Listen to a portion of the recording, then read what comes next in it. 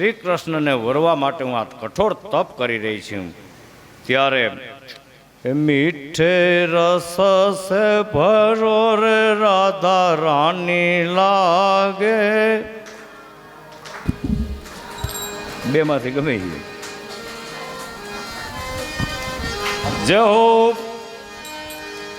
मीठे रस से भरोड़ी राधा रानी लागे, राधा रानी लागे, मन कारो कारो यमुना जीरो पानी लागे।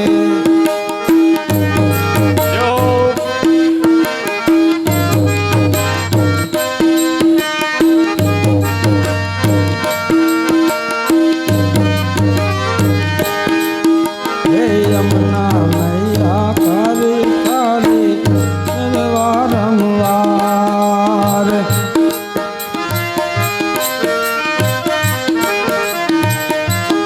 मीठे रस से भरोड़ी राधा रानी लागे, महारानी लागे, मन कारो कारो यमुना जीरो पानी लागे।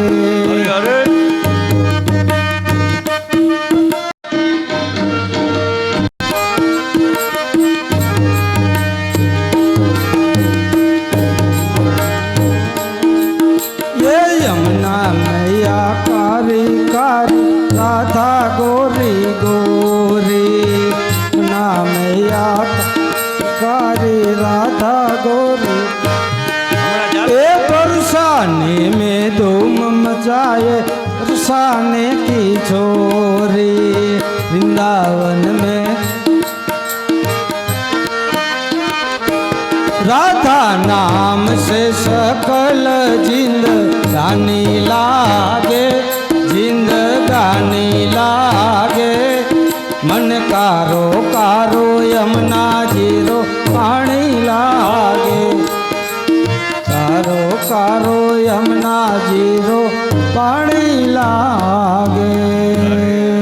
कृष्ण कन्हैया लाल की जय। ભગવાન પાસે જઈ અર્જુનજીએ કીધું કે પ્રભુ આ તો સૂર્યની દીકરી અને તમને વરવા માટે તપ કરે છે, ત્યારે ભગવાને સાથે લીધા કાલિંદ્રીને અને દ્વારકામાં ભગવાનના કેટલા હું ભૂલી ગયો એમાં બીજાને ક્યાં ભાઈ ત્રીજા અને ચોથા થયા ને ભાઈ, ચોથા લગ્ન ભગવાનના કાલિંદ્રી સાથે થયા। હવે ભગવાન શ્રી કૃષ્ણ પાંચમા લગ્ન અવંતીના રાજાની દીકરી મિત્રવિંદા સાથે થયા છે। ભગવાનના છઠ્ઠા લગ્ન કૌશલ રાજાના દીકરી નગ્નજીત સાથે થયા। ભગવાનના સાતમા લગ્ન કઈ દેશના રાજા હતા અને ભદ્રાયા નામની એની દીકરી હતી, તેની સાથે ભગવાનના 7 લગ્ન થયા। અને ભગવાનના 8મા લગ્ન મદ્ર દેશના રાજાની દીકરી લક્ષ્મણા સાથે થયા।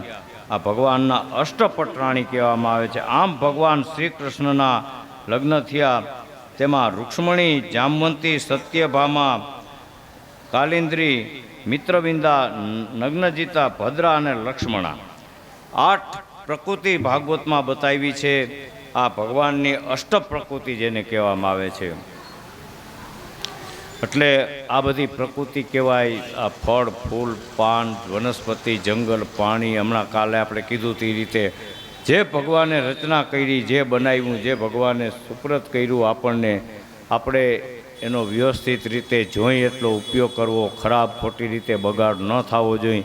કે આ બધી પ્રકૃતિ આપણી શોભા થાય, આપણા શરીરને અમુક ઔષધિ એવી હોય કે રોગ મટાડી દઈએ, ખોટી રીતે કાપીને કટકા કરીને નાખી દો કોઈ દિવસ। આ ભગવાનની અષ્ટપટરાણી જેને કહેવામાં આવે છે। એટલે 8 પ્રકૃતિ આવી સરસ મજાની ઘણી આ ઔષધિ બધી આ જે ઓળખતા હોય નથી બનાવતા, એ આ જ છે ભગવાનની પ્રકૃતિ છે।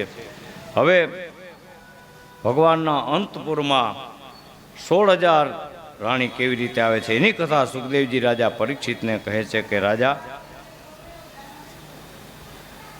પ્રાગ્ય જ્યોતિષપુર નામે એક નગર હતું, એમાં ભોમાસુર નામનો રાજા રાજ કરતો હતો. દેવ માતા અદિતિના કુંડળ લઈ લીધા હતા. ત્યારે ભગવાન શ્રી કૃષ્ણને કોઈએ ફરિયાદ કરી હતી, એટલે ભગવાનને એ ખબર હતી અને એને 16,000 કન્યાઓને નરકાસુર એનું બીજું નામ હતું કેદ કરી હતી. ભગવાને વિચાર કર્યો કે હવે આનો અંત આવ્યો છે, પૂરો કરી આપણે, એટલે પ્રાગ્ય જ્યોતિષપુર ગયા છે, નરકાસુરનો વધ કર્યો અને ચક્ર સુદર્શન ચક્રથી એનું મસ્તક છેદી નાખ્યું. ત્યારે આ ભોમાસુર દૈત્ય ભોમાસુર ભૂમિનો દીકરો હતો, એટલે ત્યાં ભૂમિને હાજર રાખ્યા હતા. પછી વૈજંતી માલા હતી એ ભગવાને આપી છે અને વેદ માતાના કુંડળ પાછા આપ્યા. હવે આ ભોમાસુરે 16,100 કન્યાનું હરણ કર્યું હતું. એમાં બ્રાહ્મણની કન્યાઓ હતી, ઋષિની કન્યાઓ હતી, વેદાંતવાળાની કન્યા હતી, સિદ્ધોની કન્યા હતી, પિતૃ કન્યા હતી, દેવતાઓની કન્યા હતી, રાજાઓની દીકરીઓ હતી. ભગવાને આ બધી દીકરીઓને છોડાવવા માટે બધાએ દ્વાર ખોલ્યા. 16,000 આમાં એમ લખ્યું છે કે બધી દીકરીઓ ભગવાનના દર્શન કરી અને મનમાં વિચાર કર્યો કે સ્વામી અમારા ભગવાન શ્રી કૃષ્ણ એક જ થાય, બીજા કોઈ નહીં. પછી કીધું કે હવે તમે તમારે જાઓ. ત્યારે 16,100એ કીધું કે હવે ક્યાંય જઈશું નહીં, અમે મનથી તમને વરી ચૂકી છીએ. પછી ભગવાને દ્વારકા મોકલા, બધાએ રથમાં આવ્યા અને ત્યાં 16,100ને કન્યા સાથે લગ્ન થયા. અને 8 પટરાણીનો તો પહેલા લગ્નની આપણે કથા સાંભળી.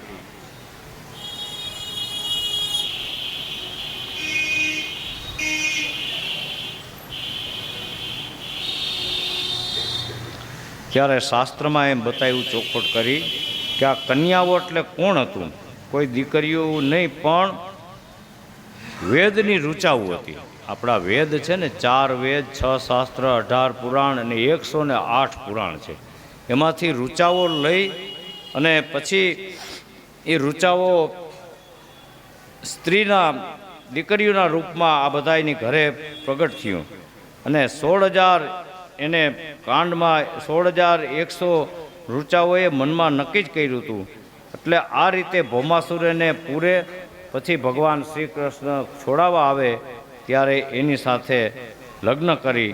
આ તાત્પર્ય એવું કહેવામાં આવ્યું છે. પછી પરમાત્માનો અનુભવ થઈ ગયો અને ભગવાને એનો સ્વીકાર કર્યો.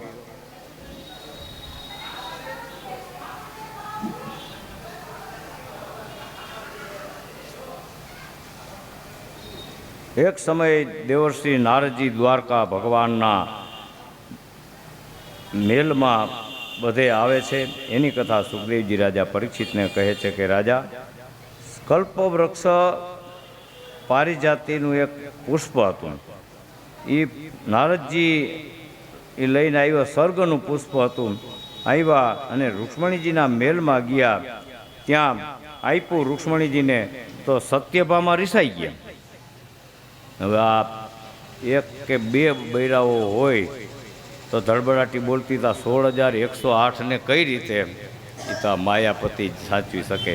ત્યારે સત્યભામાં રિસાઈ ગયા કે એને કેમ મને નહીં. ત્યારે ભગવાને પછી સાંત્વન આપ્યું કે તમને એક ફૂલ નહીં પણ આખું ઝાડવું જ લઈ આવીને દઈશ, તમે મજા કરો ને. પછી ભગવાન ઇન્દ્રના દરબારમાં તે આખું કલ્પવૃક્ષનું ઝાડ લઈ આવી અને સત્યભામાના બગીચામાં રોપ્યું છે. એક વખત ભગવાન રૂક્ષ્મણીની પરીક્ષા કરી. મહેલમાં હતા બિરાજમાન. રૂક્ષ્મણીજી પલંગ ઉપર બેઠા હતા. ભગવાન સામે આસન નાખી અને પછી ભગવાને કીધું કે દેવી, અમે તો જો ઉદાસીન છીએ. અને જેમ દીવો પ્રગટાવ્યો હોય ને એ સાક્ષી રૂપી હોય, એને એમાંથી કાંઈ જોતું ન હોય, અંજવાળું એનું આપણે જોતું હોય. એમ સાક્ષી રૂપી છે. અમારી પાસે તમે કોઈ દીકરા દીકરીઓ થશે એવી કોઈ લાલચ રાખતા નહીં. અમે આત્મલાભથી જ સંતોષ પામી છીએ. ત્યારે અને કદાચ હજી જો તમે મનમાં એવું હોય તો હું તમને કહું છું એ પ્રમાણે તમે કોઈ બીજા વરની પસંદગી કરી લ્યો. આટલું કીધું ત્યાં તો રૂક્ષ્મણીજી ધણી કરતા પલંગથી નીચે પડી ગયા, બેભાન થઈ ગયા. ને ભાઈ ત્યારે રૂક્ષ્મણીજીને ભગવાનને પછી તો કહેતા તો કહેવાય ગયું, પણ બેઠા કર્યા, પલંગ પાછે સુવડાવ્યા, પવન બવન નાખ્યો ને પરાવે પાણી બાણી પાણી સ્વસ્થ કર્યા. અને પછી કીધું કરે દેવી અમે તો તમારી મીઠી મસ્કરી કરતા હતા. આપણે આવ્યા છીએ ને સંસારમાં પતિ અને પત્નીની જે કાંઈ સેવા એકાબીજા કરવાની કરતા હોય થતી હોય કરવી પડે, અને કાંઈક જાતે કરો ને કાંઈક જતું કરો તો કોઈ દી કજિયા ન થાય. બા કાંઈક જાતે કરવું કે તમે કામમાં છો લાવો લાવો એમાં શું હતું, કરી છે. હવે એકલા અને આ જુઓ શરીર સાજા મંદ હાથે, એટલે કાંઈક જાતે કરવું, કાંઈક જતું કરવું. કાંઈ કામ થઈ ગયું કે કાંઈ વાંધો નહીં જાતું કર. તમે ચાઈને તો નથી કર્યું કે ના, બાપુ આવે ને બેન ભરતા હોય કે હા તો તેલ ઢોરાઈ ગયું કે કાંઈ વાંધો નહીં એમાં શું હતું કેમ. એટલે કાંઈક જાતે કરો કાંઈક જતું. એટલે ભગવાને કીધું કે આપણે આ સંસારમાં આવ્યા છે ને આ મીઠી મસ્કરી કરતા હતા, અને આમાં એમ કીધું કે સંસારમાં વ્યવહારિકમાં આવી મીઠી મસ્કરીની પણ જરૂરી અને કરવી, પણ પાછી વળી ના પાડી કે કેરોસીનના કેન્યા ઉપડે અહીંયા સુધી ન કરવી કોઈ નહીં, બસ એ ઊંધું પડી જાય.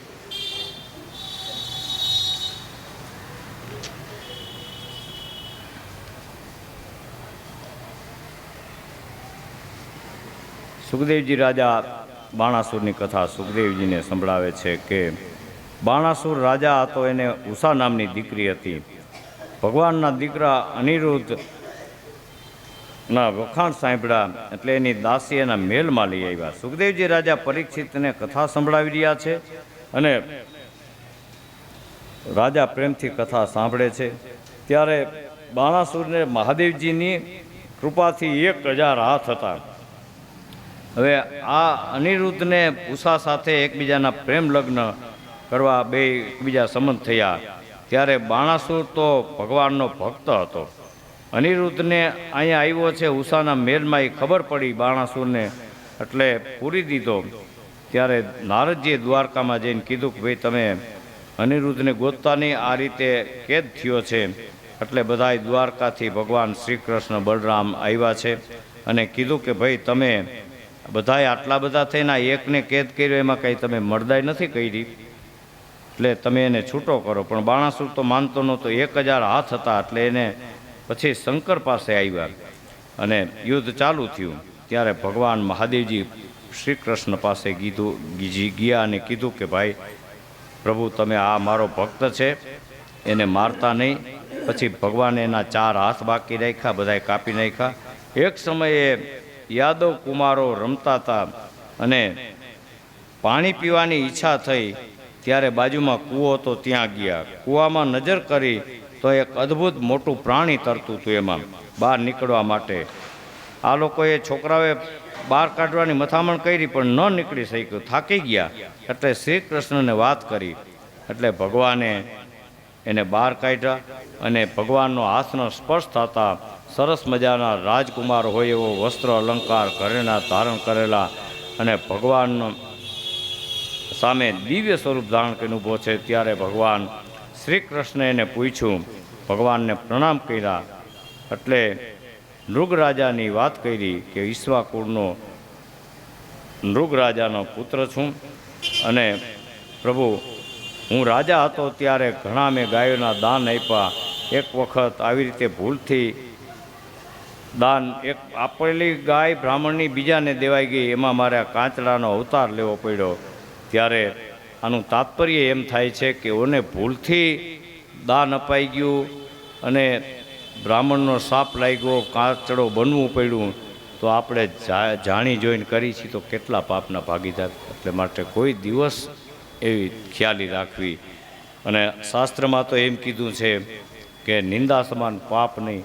અને આ ગંગાના કિનારે તમારે યમુના મહારાણીની વાત કરવાની મનાઈ છે. યમુનાને કિનારે ગયા હોય તો ગંગાજીની વાત કરવાની મનાઈ છે.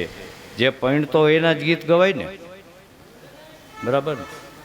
રમેશભાઈના લગ્ન થતા હોય, મોટાભાઈ મહેશભાઈ ગમે એવા રૂપાળા હોય, રમેશભાઈ કાળા હોય તો એ રમેશભાઈના ગીત ગાવા પડે. એમ આ જેના લગ્ન થાય છે એના ગીત. એટલે અહીંયા અને શાસ્ત્રે એમ કીધું કે અનાયાસે તમારા કોઈ ગયેલા પિતૃનું આજ તમને ઓટોમેટિક જ વાત કરતા કે આપણે ફલાણા ભાઈ હતા ને કેવા અહીંયા આવતા, એ બહુ એનો આ ભાગવતની કથાથી ઉદ્ધાર થઈ જાય છે.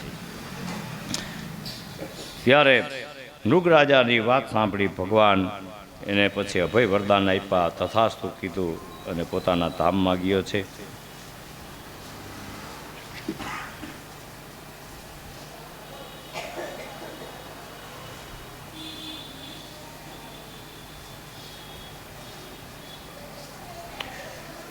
સુખદેવજી રાજા પરીક્ષિતને કહે છે કે રાજા, એક વખત સામ લક્ષ્મણાનો હરણ કર્યું, હસ્તિનાપુરમાં ગયો. દુર્યોધનની દીકરીનું નામ લક્ષ્મણા હતું અને જામવંતીનો દીકરો હતો સામ, ભગવાનનો દીકરો, પણ એ જામવતીથી ઉત્પન્ન થયો હતો. એટલે એને હરણ કર્યું. એટલે આ કૌરવને ખબર પડી એટલે એને પકડીને કેદ કરી દીધો. હવે આ વાતની ખબર પડી, દ્વારકામાં બધાય આવ્યા અને બલરામ, ભગવાન શ્રી કૃષ્ણ સહિત બધાય દુર્યોધનને કીધું કે ભાઈ છૂટો કરી દો. ત્યારે દુર્યોધન એવું વાંકું વચન બોલ્યો. એટલે બલરામે પોતાના હળથી આખી હસ્તિનાપુરને ગંગાજીમાં ફેંકી દેવા માટે ઉપાડ્યું. ત્યારે આખા હસ્તિનાપુરના નર નારી અને કૌરવો આવ્યા, ભગવાનના ચરણમાં પડી ગયા. બળદેવજીને કહો ક્રોધ શાંત કરે, અમારી ભૂલ થઈ ગઈ, તમે જેમ કહેશો એમ.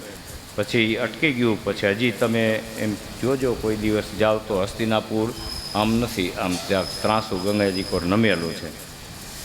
ત્યારે એક સમય દુર્યોધને પછી પોતાની દીકરી પરણાવી. હવે એક સમયે દેવર્ષિ નારદજી દ્વારકાના નિરીક્ષણ માટે ભગવાનના દેવાલય શિવાલયમાં બધે આવ્યા અને ભગવાન શ્રી કૃષ્ણનું અંતપુર જોયું. અંદર દાખલ થયા. ત્યાં તો ભગવાન સોનાની આખો મેલ હતો, ઉપર સરસ મજાની 52 ગજની ધજાઓ ફરતી હતી. નારદજી ત્યાં ગયા. ત્યાં તો ભગવાન રૂક્ષ્મણીની પાસે બિરાજમાન હતા. રૂક્ષ્મણી ચામડ ઢોળતા હતા. નારદજીને જોઈ પ્રભુ ઊભા થઈ ગયા. પધારો દેવર્ષિ પધારો. ઊંચા આસન આપ્યા. નારદજીના પૂજન થયા. પછી પૂછવા લાગ્યા કે હે દેવર્ષિ ભૂદેવ બ્રાહ્મણ, આ તો અમે પવિત્ર બની ગયા, તમે અમારે આંગણે આવ્યા અતિથિ તરીકે, આપનું શું કાર્ય કરવું? ત્યારે નારદજીએ કીધું કે અરે પ્રભુ, આપનો આ સ્વેચ્છાચાર જગતના તમામ મનુષ્યને પવિત્ર કરે એ જાણવા માટે હું આવ્યો છું. એ જાણી અને તમે તો રક્ષણ કરો છો, પણ આ જાણી અને આપને ચરણ યુગલના દર્શન કરવા માટે હું આવ્યો છું. અને આજ હું કૃતાર્થ બન્યો. પછી ભગવાનના દર્શન કરી ભગવાનની રજા લઈ બીજા મહેલમાં ગયા. ત્યાં બીજા મહેલમાં કંઈક રમત રમતા હતા. ત્રીજા મહેલમાં ગયા તો વાતો કરતા હતા બીજા એના આખા મંડળના પ્રધાનો હતા એની સાથે. ચોથા મહેલમાં, પાંચમા મહેલમાં ફરતા ફરતા ભગવાનના બધાય મહેલના દર્શન કર્યા. બધે ભગવાનના દર્શન કરી જોઈ અને નારદજી થાક્યા કે હવે આ 16,100 તો નહીં, પણ આપણે ખાલી 2 હાથ જોડીને આટલું બોલીએ શ્રી માયાપતિ ભગવાન કી જય. જય હોય.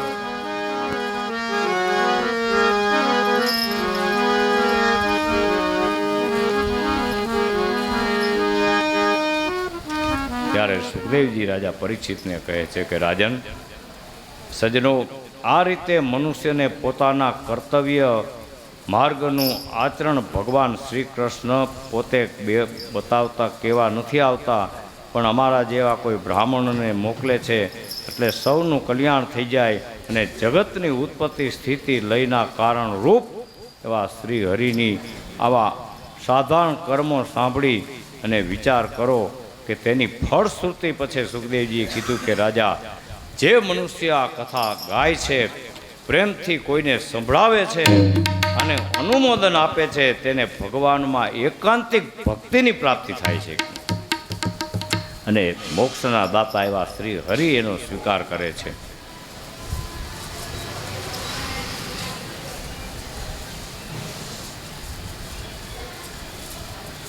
એક વખત જરાસંઘે રાજાઓને કેદ કર્યા હતા અને રાજા બધા કેદમાં થાક્યા એટલે એક કોઈ એનો સાથીદાર હતો એને કીધું કે તું ભગવાનને કે અમને છૂટા કરે, અહીંયા બહુ કેદમાં દુઃખ થાય છે.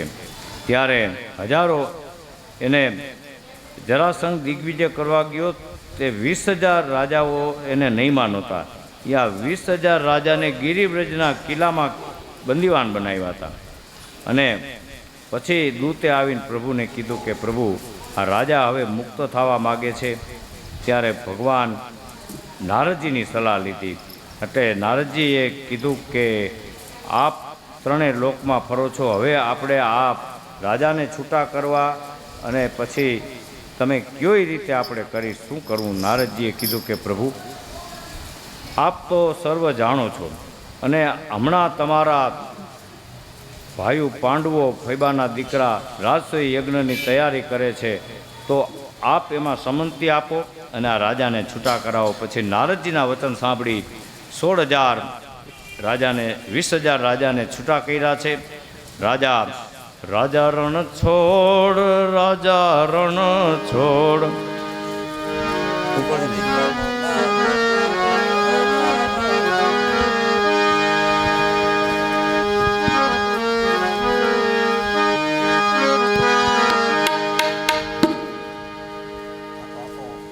ત્યારે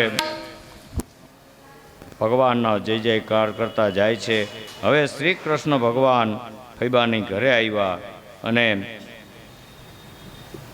સૂર્ય રાજસૂય યજ્ઞની તૈયારી જાણી ઇન્દ્રપશ આવ્યા અને બધી વાત કરી. ભગવાનના પૂજન થયા. પછી કુંતાજીએ દ્રૌપદીએ એના પત્નીઓને બધાને અંતપુરમાં લઈ ગયા, સરસ મજાના ઉતારા આપ્યા અને બધાય ભગવાનના પૂજન કરવા આવ્યા. રાજમહેલમાં શ્રી કૃષ્ણ કુંતાજીને પ્રણામ કર્યા. એક સમયે યુધિષ્ઠિર મહારાજાએ ભગવાન શ્રી કૃષ્ણને કીધું કે હે પ્રભુ, હવે મારે રાજસૂય યજ્ઞની ઈચ્છા છે અને આપણી આ સભામાં મહાન પવિત્ર બ્રાહ્મણો બેઠા છે, ઋષિ મુનિઓ, સ્નેહીઓ, બંધીજનો, નગરજનો, સભા આખી ચિકાર હતી.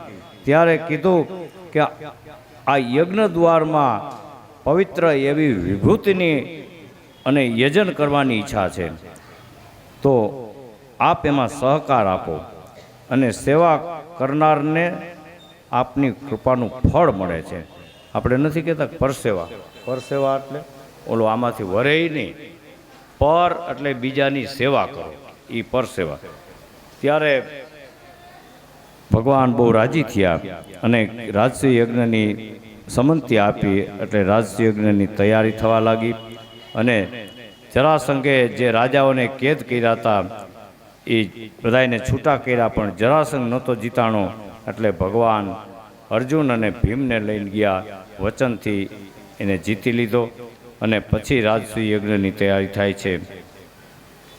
હવે સભામાં એ ચર્ચા થઈ કે રાજસૂય યજ્ઞની તો બધી તૈયારી થઈ અને ભાગવતે એમ કીધું છે કે સોનાના હળથી એ ભૂમિને ખેડી હતી. ત્યારે સભાપતિમાં પૂજા પેલી કોની કરવી, કે પેલો દિવસ આવ્યો કે હવે આમાં પૂજા કરવી કોની, મુખ્ય પૂજાના અધિકારી શ્રેષ્ઠતા કોણ ધરાવે છે કે. ત્યારે કોઈએ સહદેવે કીધું કે શ્રી કૃષ્ણ જ શ્રેષ્ઠ પુરુષ તરીકે પ્રથમ પૂજાના અધિકારી એ જ છે. અને આપણા શાસ્ત્રો તમામ સંતો મંતો આત્મા મહાત્મા પરમાત્મા ભૂદેવો બ્રાહ્મણો વિદ્વાનો જ્ઞાની એમ કહે કે શ્રી હરિના પૂજન થઈ જાય તો 33 કરોડ દેવતાના પૂજન થઈ ગયા, તો આપણે પહેલી પૂજા ભગવાન શ્રી હરિ કૃષ્ણની જ કરવાની. હવે આટલું સાંભળી અને શિશુપાલ ત્યાં હતો, સહન ન કરી શક્યો. એટલે ભગવાનને હાથ ઊંચો કરીને ક્રોધથી કે આ ગોવાળીઓ છે, આની પૂજા હોય કે એની પૂજા ન હોય ને આને પૂજા ન થાય ને, પૂજા કરવાવાળા તો કેટલાય બીજામાં મહાત્મા છે ને આને તમે ક્યાં પાસ કરો છો, એવા અમંગળ શબ્દોને મીંડો બોલવા. હવે ત્યારે એવા બળવાન રાજા ભગવાનના ત્યારે કીધું કે કોઈ સાધુ બ્રાહ્મણ શિવની નિંદા કોઈ દી સાંભળવી નહીં, એને ઠપકો દેવો કે ભાઈ બંધ થઈ ગયા, અને ન સાંભળી શકો, ન બંધ થાય તો તમારી જગ્યા છોડીને ચાલ્યું જાય. એટલે આ બધા રાજા ઊભા થયા કે આને આ ભગવાનને ગાળું દે છે, પતાવી દે. એટલે ભગવાને આમ કીધું બેસી જાવ, એનો સમય આવશે. એટલે પછી સમય એવો આવ્યો કે ભગવાનને ગાળો દેવાનું ચાલુ રાખ્યું, ભગવાને ગણવાનું ચાલુ રાખ્યું. બરાબર 100મી ગાળ પૂરી થઈ ત્યારે સુદર્શન ચક્રને આજ્ઞા કરી કૌશલભાઈ અને ધડથી મસ્તક જુદા થઈ ગયા. એના સૌના દેખતા તે ભગવાનમાં ભળી ગયું. જય જયકાર થાય છે. બોલ શ્રી કૃષ્ણચંદ્ર ભગવાન કી જય. ત્યારે બધાને નવાઈ લાગી. ત્યારે પુરાણમાં એવી કથા છે કે શિશુપાળનો જન્મ થયો ત્યારે તેને 2 વધારાના હાથ અને એક નેત્ર. આપણે બે હાથ હોય ને એને 4 હાથ હતા. આપણે આંખ 3 હોય ને 2 હોય ને 3 આંખ હતી.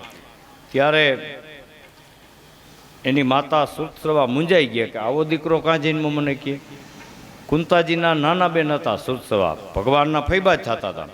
એટલે આકાશવાણી થઈ કે તમે મૂંઝાવમાં આ બાળકને બધાના ખોળામાં દ્યો, અને જેના ખોળામાં દેતા વધારાના 2 હાથ અને આંખ ખરી જશે. પણ વધુમાં કીધું આકાશવાણીએ કે પછી એના જ હાથથી આનું મૃત્યુ થશે. એટલે આ શિશુપાલ હતો એ 2 હાથ વધારાના ને આખા બધા દુનિયાના માણસો આવ્યા, કોઈ બધા ખોળામાં લે ન, પણ ભગવાને આવીને ખોળામાં લીધો એટલે વધારાના 2 હાથ ને નેત્ર ખરી ગયા. એટલે ફૈબાએ કીધું કે જો કૃષ્ણ આ તારો ભાઈ છે, હું તારી ફૈબા થાઉં છું, તમે મામા ફઈને આને મારતો નહીં. ત્યારે ભગવાને કીધું કે ફૈબા એના 100 અપરાધ કરીશ પછી 100 માફ કરીશ, 101 નહીં થવા દઉં.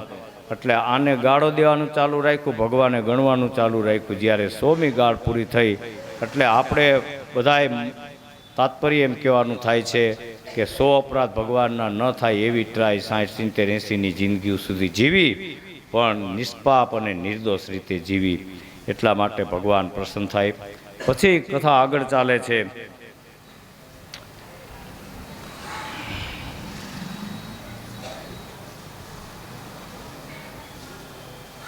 લાલ કી જય, ભાગવત ભગવાન કી જય.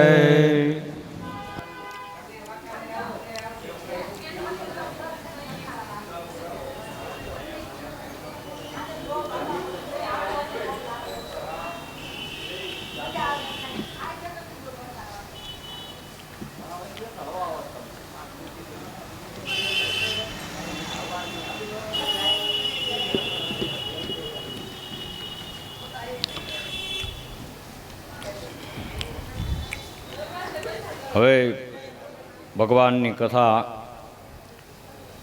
ઇન્ટર 5-10 મિનિટનો, પણ આમાં એવું હોય નહીં. પણ ફરજિયાતને ધોરણે આપણે ગમે ત્યાં ગામડે કથા હોય કે અહીંયા હોય, શું કે મોટી ઉંમરના હોય,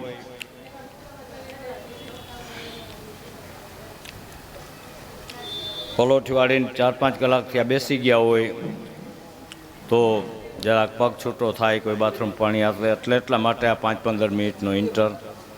હવે ભગવાનની કથા. સુખદેવજી રાજા પરીક્ષિતને ભગવાનના એવા પરમ ભક્ત સુદામાની કથા કહે છે કે રાજા, ભગવાન જ્યારે ઉજ્જૈની વિદ્યા અભ્યાસ કરવા ગયા ત્યારે પોરબંદરના પવિત્ર એવા બ્રાહ્મણ સુદામા ત્યાં હતા અને તેની સાથે મિત્રતા થઈ. પછી પરીક્ષિત રાજાએ સુખદેવજીને પ્રશ્ન કર્યો કે ભગવાન શ્રી કૃષ્ણની આવી ઉત્તમ કથા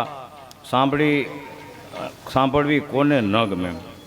મનુષ્ય જે વાણી વડે ભગવાનના ગુણ વાદન ગાય છે તે વાણી કહેવાય છે, બાકી તો ડેડકાના જીભ સમાન કહેવાય છે. મનુષ્ય જે આંખથી આ ભગવાનના દર્શન કરે એ આંખ કહેવાય, બાકી તો મોરપીંછ સમાન કહેવાય. અને મનુષ્ય જે હાથથી સત્કાર્ય કરે, દાન પુણ્ય કરે એ હાથ કહેવાય, બાકી તો મુર્દાના હાથ સમાન કહેવાય. અને આ હરિદ્વારની જાત્રામાં પગ આવી અને બધે ફરે એ પગ, બાકી તો આ થાંભલા સમાન કહેવાય છે. પછી સુખદેવજીએ કીધું કે રાજાએ કીધું કે જે જીભ ભગવાનના સ્મરણ કરે તેને જીભ કહેવાય, બાકી તો ડેડકાની જીભ ડ્રાવ ડ્રાવ કર્યા રાખે રાતા કે ઓલા ચોમાસાના ટાઈમમાં.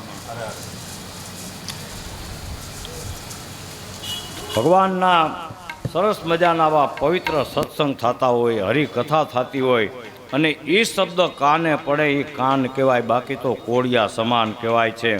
અને સર્વમાં વ્યાપી રહેલા ભગવાનને નમે તેજા મસ્તક કહેવાય, બાકી તો ડુંગરા સમાન છે. ત્યારે સુખદેવજીના કોઈ આનંદનો પાર ન રહ્યો કે આ સરસ મજાનો અને ઉત્તમ શિષ્ય મને મળી ગયો. પરીક્ષિતના આવા વચન સાંભળી સુખદેવજી ભગવાન વાસુદેવના ધ્યાનમાં બે ઘડી મગ્ન થઈ ગયા અને પછી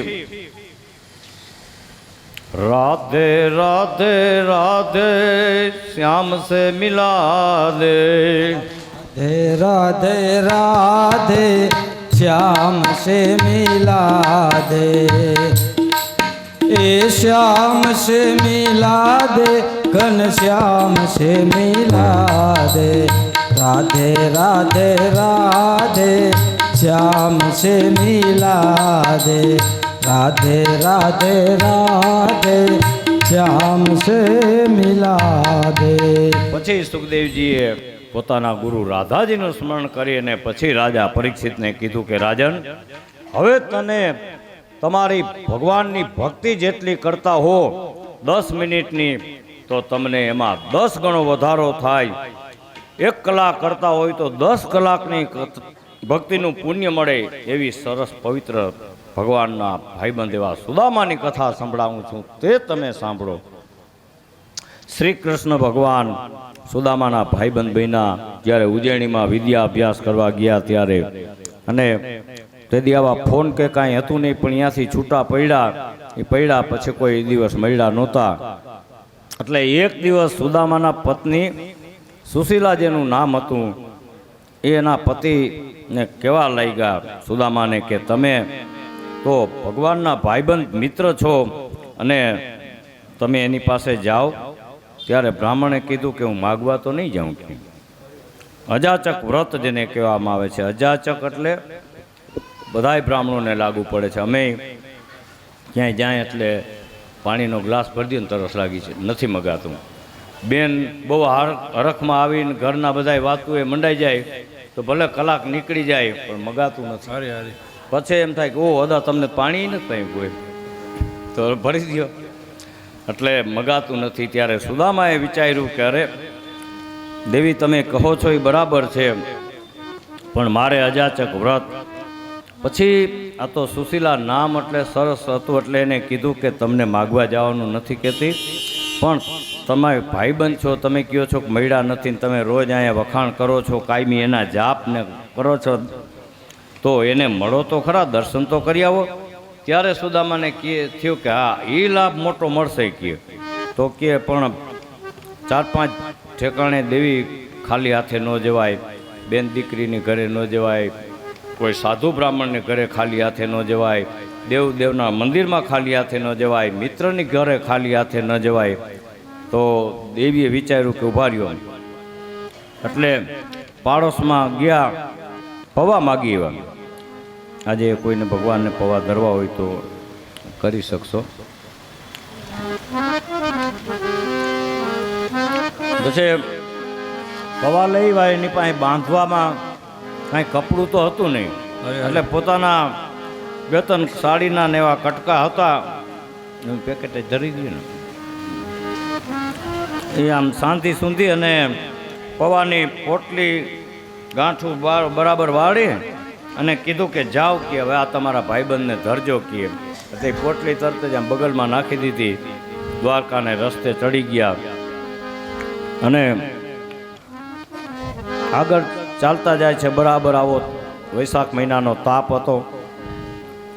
પોરબંદરના જાપાની બહાર સીમાડાની બહાર નીકળ્યા તે એટલે હાલીને પહોંચ્યા. એટલે આમાં અત્યારે માણસ રાડું નાખે છે કે બહુ તાપ છે, બહુ એવું હતું. એટલે ઝાડ આવ્યું, નીચે બેસી કે આરામ થોડીક વાર કરી લઉં, તડકો નમે પછી હાલીશ. આમ વિચાર કરીને ઝાડના છાયામાં આરામ કરવા બેઠા. અને ઝાડ ને સરોવર, અમારા સંતોએ એમ કીધું કે સરોવર તરોવર સંત જન ચોથા વર્ષે મેઘ પરમારથ કે કારણે ચારે ધરિયા દે કે. સરોવર ભૈરા પાણીના કોઈ પોતે પીએ છે, એમાં પશુ પક્ષી માણસ કંઈક એ બીજા માટે પરમાર્થ. સરોવર અને તરોવર કહેતા ઝાડવા એ બીજાને માટે. ત્યારે ઝાડવા નીચે છાયામાં બેઠા વિરામ કરે. પણ આ બધી ખબર ભગવાનને તો હતી. સુદામાજી સ્મરણ કરવા લાગ્યા શ્રી કૃષ્ણનું. એટલે ભગવાને યોગમાં એને આજ્ઞા કરી. સુદામાને ફૂલ નીંદર ચડી ગઈ અને પછી ગરુડજીને કીધું કે જાઓ લઈને અહીંયા દ્વારકાને જાપામાં મૂકી દો ને કે અહીંયા હાલીને પહોંચશે તો કીએ. એટલે દ્વારકાના જાપામાં ગરુડજીએ કાર્ય પૂરું કરીને મૂકીને વયા ગયા. થોડીક વાર થયું, યોગમાયાને હુકમ કર્યો એટલે માતાજી ખસી ગયા હતા. સુદામાની આંખ ખુલી મેડા જોવારે આ મારા ભાઈબંધનું ઘર આટલું જ દૂર હતું કે આવી ખબર તો હું રોજ આવત કે આટલે જ, પણ એને ખબર નહોતી કે સીમાડા સુધી જ તમે આવેલા, બાકી તો ઘર. એટલે પછી કે એ નગરી છે કે બીજી, ત્યારે કોઈએ કીધું હશે કે સોનાની નગરી અને મોટા મોટા મહેલ ને 52 ગજની ધજા ફરકતી હશે એ જ દ્વારકા ભગવાનનું મહેલ છે. સુદામાએ વિચાર્યું કે હા આ તો એ જ પ્રમાણે છે કે તો આ તો મારા ભાઈબંધની જ નગરી આવી ગઈ. આમ વિચારે છે. ત્યાં ગોમતીજીમાંથી પાણી ભરીને 4-5 બેડા લઈને બાયું, અત્યારે તી તો વયું ગયું, બેડું લઈને એમને હાલતા આવડશે? પૂછો જા નાની ઉંમરના. બેડું ભરીને પનઘટથી ઘરે પહોંચાડી શકશો? કાં કેમ શું થયું? ઘરે ઘરે કેવી રીતે આવ્યા? 100 રૂપિયે સોનું મળતા એમના કંગન વહી ગયા. 100 રૂપિયે લઈ લે કંગન વહી ગયા.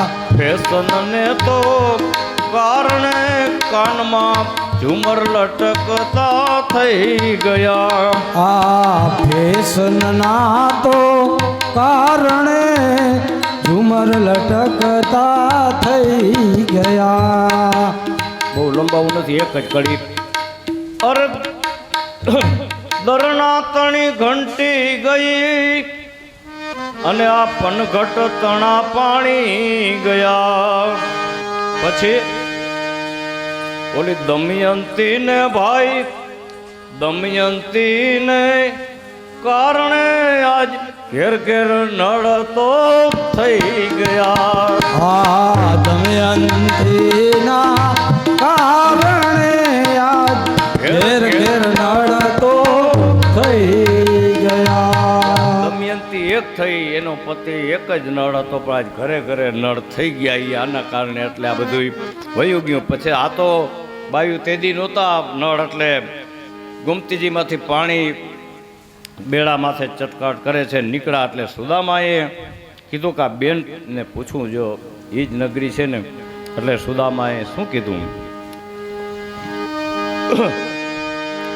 પાણી હારી પૂછું મારી રે બેન, પૂછું મારી રે બેનડી, આ ક્યું રે નગર ને કોણ આનો રાજ્યો? આ ક્યું રે નગર ને કોણ આનો રાજ્યો? ત્યારે પાણીયારી બેને સરસ જવાબ આપ્યો કે આ નગરીનું દ્વારિકા છે નામ,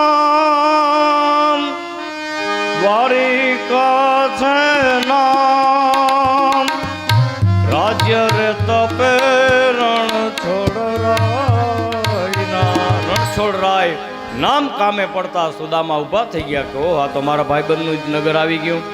આગળ ગયા, કોઈ ઊભા હતા પહેરે ગીરો, કીધું કે ભાઈ શ્રી કૃષ્ણનો ભાઈબંધ છું અને મારે મળવા આવ્યો છું. જોયું કે આવા ભાઈબંધ તો કે આ પહેલી વખત જોયા. કપડું પૂરું છે નહીં, પગમાં ચંપલ નથી, બૂટ નથી, પોતળી ફાટેલી, હાથમાં લાકડી, પોતાનું શરીરે લાકડી. ત્યારે ભગવાનને કીધું કે ભાઈઓ પૂછવા, પણ ત્યારે ભગવાને બારીમાંથી નજર કરી અને વર્ણન તો નહીં થઈ શકે. જય હો.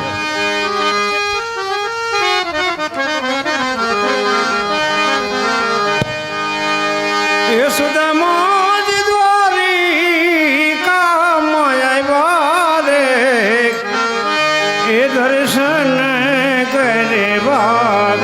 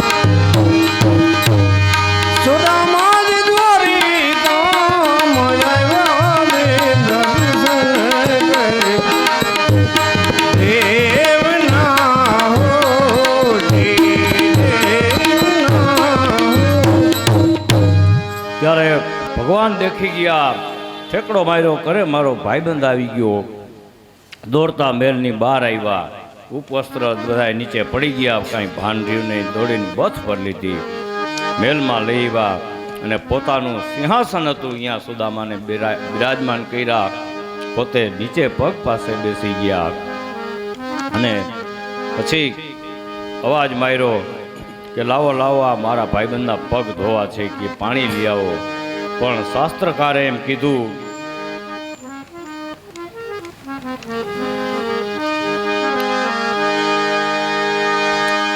ગોમતી જળની જરૂર પડી નહીં, ભગવાનના અશ્રુ છે સુદામા કા પગ ધો ગયે. ત્યારે બધી રાણીઓ ઊભી થઈ ગયું કે આ તો મહેમાન કોઈ અજીબ આ ગયા હે, કે ઘણા આવ્યા પણ આવો કોઈ મહેમાન જોયો નથી. ત્યારે ભગવાન શ્રી કૃષ્ણે સુદામાને ખૂબ ખૂબ હાઈક્લાસ મજાના વસ્ત્ર પહેરાવ્યા અને રસોઈ કે ચાલુ કરો, મારા મિત્રને જમાડી.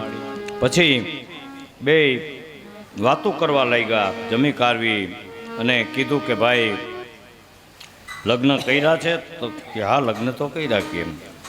તો ભગવાન કે કંઈ ખબર ન પડી? કે બાપુ ખબર તો કે દેવાતા કે. એટલે પછી સુદામાએ એટલું જ કીધું કે મેં તો એક કર્યા, તમે કેટલા કર્યા? કે ભગવાન નીચું જોઈ ગયા, 16,108 આ તો ઢાલના ઢોકળા છે. એક વખત કીધું તો કે હું અહીં કહેવા આવત, પછી ભગવાન કે બરાબર કાન પકડો. પછી તો મારા ભાભી સરસ તો કે હાઈ ક્લાસ, એના હિસાબે જ ક્યાંય આવવાનું છે. મને તો આ ખબર નહોતી ને, હું તને ઓમ યાદ કરતો હતો, પણ અહીંયા આવું એવું તો એને કીધું કે જાઓ. તો મારામાં ભેટ મોકલી છે. હવે આ પોટલી રામદેવભાઈ એને ખબર છે કે અહીંયા ઐશ્વર્યા સ્વામી આટલા 32 ભાતના ભોજન બને, એમાં પવા કેમ, એટલે આમ દબવા કેમ, કાંઈ બોલે નહીં.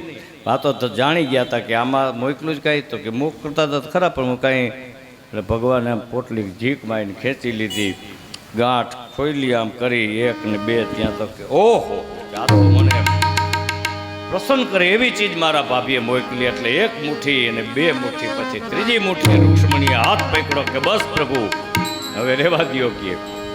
ત્યારે ભગવાને કીધું આ પ્રસાદ તો ભાગ્યશાળીને મળે દેવી મને. પણ પછી દેવી બોલ્યા રૂક્ષ્મણી કે પ્રભુ પ્રસાદી તરીકે તો આપો. એટલે ભગવાન કે પ્રસાદી હવે તાંદુલ જમે છે વાલો,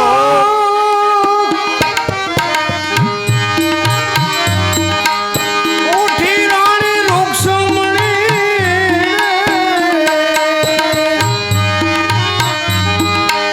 તાંદુલ જમે છે વાલો, ઉઠી રાણી રાધે, ઉઠી રાણી રૂક્ષ્મણી, એવી થોડી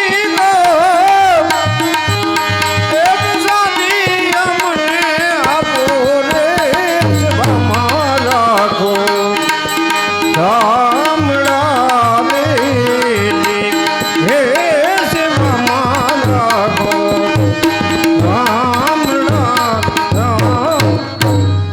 ત્યારે ભગવાને કીધું કે દેવી આ ને દેવા લાયક જ છે કે મને અને તમને ભેગા કરનારા બ્રાહ્મણ પોતે હતા. તમે વિચાર કરો, તમારા બાપની ઘરેથી જ્યારે ઓલો પત્ર દેવા મને મોકલો, પછી આવીને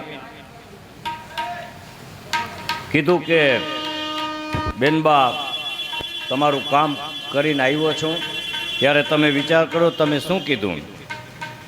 બસ ભૂદેવ સરસ કર્યું, જાઓ હવે કે ગરજ મટતા અને વેરીએના જેવું કર્યું.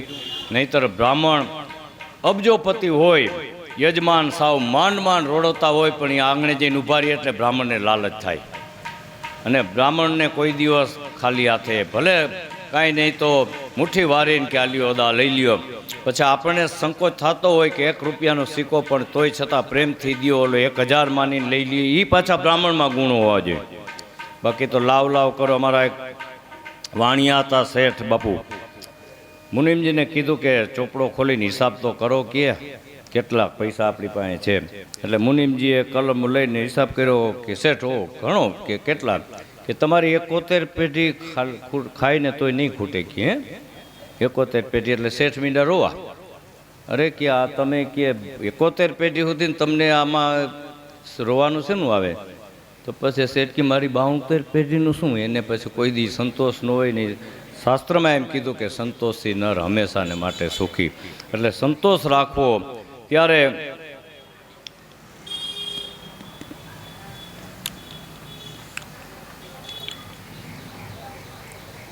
સુદામાએ વિચાર કર્યો અને પછી ભગવાન વિનોદપૂર્વક કંઈક એને પ્રશ્ન કર્યા અને પછી ભગવાને એની પત્નીને કીધું કે તમે તેદી એનો બદલો તો મારી માથે ઋણ ચડી ગયા છે. રામા અવતારમાં તે કીધું ને કે રામને ઋણી રાખ્યા, જગતમાં અંજનીનો જાયો એક જ જન્મો.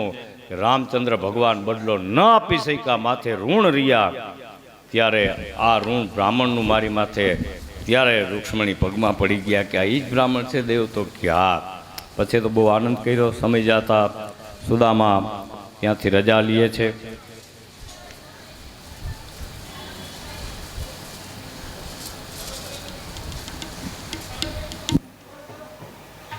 મોટું સૂર્યગ્રહણ થવાનું હતું. ત્યારે ભગવાન શ્રી કૃષ્ણ સૂર્યગ્રહણ માટે જાય છે બધા સ્નાન માટે. અને દ્વારકામાંથી બધા આવ્યા છે કુરુક્ષેત્રમાં.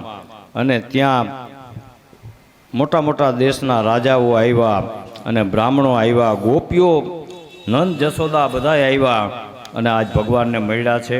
અને બધાએ સરસ મજાના બ્રાહ્મણોને દાન આપ્યા. કુરુક્ષેત્ર તીર્થમાં જે સ્નાન કર્યા અને બ્રાહ્મણોને વસ્ત્રના અને અન્નના દાન આપ્યા. પછી ગોપીઓએ ભગવાનને દર્શન આપ્યા.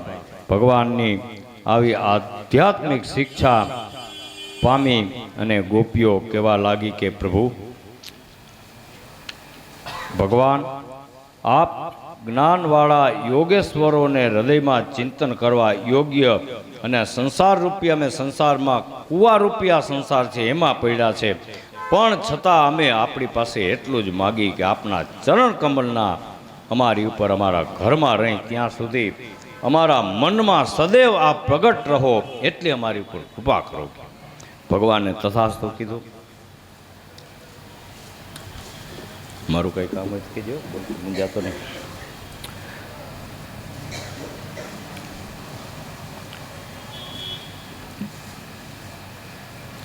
કિશોર દાદા કાપકૂટ કરવા માંડ્યા છો, પણ નહીં પૂરું થાય. લાઇટને હિસાબે પછી માફ કરજો, પૂરા વર્ણન તો નહીં થઈ શકે. આપણે ભગવાનની કથાને વિરામ આપવો છે. એક વખત ભગવતી શ્રુતિ પરત્વે રાજા પરીક્ષિતે પ્રશ્ન કર્યો. સુખદેવજી કથા સંભળાવે છે ત્યારે રાજાએ કીધું કે હે બ્રહ્મદેવ, શ્રુતિઓ ગુણથી ભરપૂર છે અને શ્રુતિઓ સાક્ષાત કાર્ય કેવી રીતે કરે છે? ત્યારે સુખદેવજીએ રાજા પરીક્ષિતને કીધું કે રાજા, કોઈ પણ જગતમાં જન્મેલો મનુષ્ય શ્રદ્ધા રાખી અને શ્રી હરિના શ્રુતિના નિર્ગુણને ગ્રહણ કરે છે તે તરત સર્વ ઉપાધિ વ્યાધિમાંથી મુક્ત થઈ જાય છે. આ સંબંધમાં પછી એને નારાયણ અને નારદજીનો સંવાદ સંભળાવ્યો. સનગાતિક ઋષિની કથા સંભળાવી.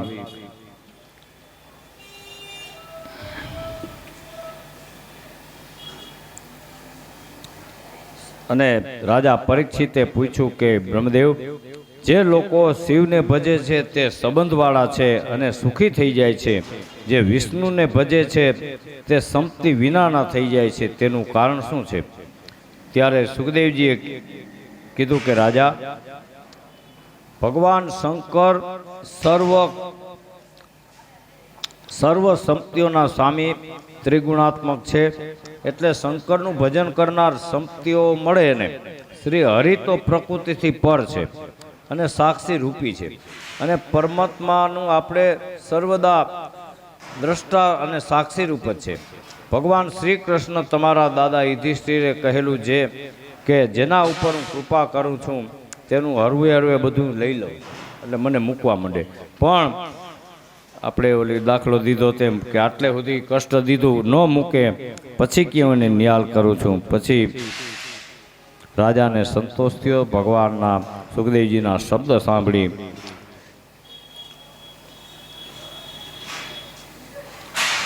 સદાસેવ્યા શ્રીમદ્ભાગવતી કથા એસામ શ્રવણમાત્રેણ હરિશ્ચિતમ સ્મરયામિ ઇતિ શ્રીમદ્ભાગવતે મહાપુરાણે વૈયાસિક્યામ અષ્ટદશસહસ્રમ પારમહંસ્યાયામ સહિતાયામ દસમ સ્કંદ ઉત્તરાર્ધ પરિપૂર્ણમ બોલીએ શ્રી ભાગવત ભગવાન હરિ ઓમ નમો ભગવતે વાસુદેવાય. શ્રીમદ ભાગવત સ્કંદ એકાદશમ 11મા સ્કંદમાં સુખદેવજી રાજા પરીક્ષિતને કથા સંભળાવી રહ્યા છે.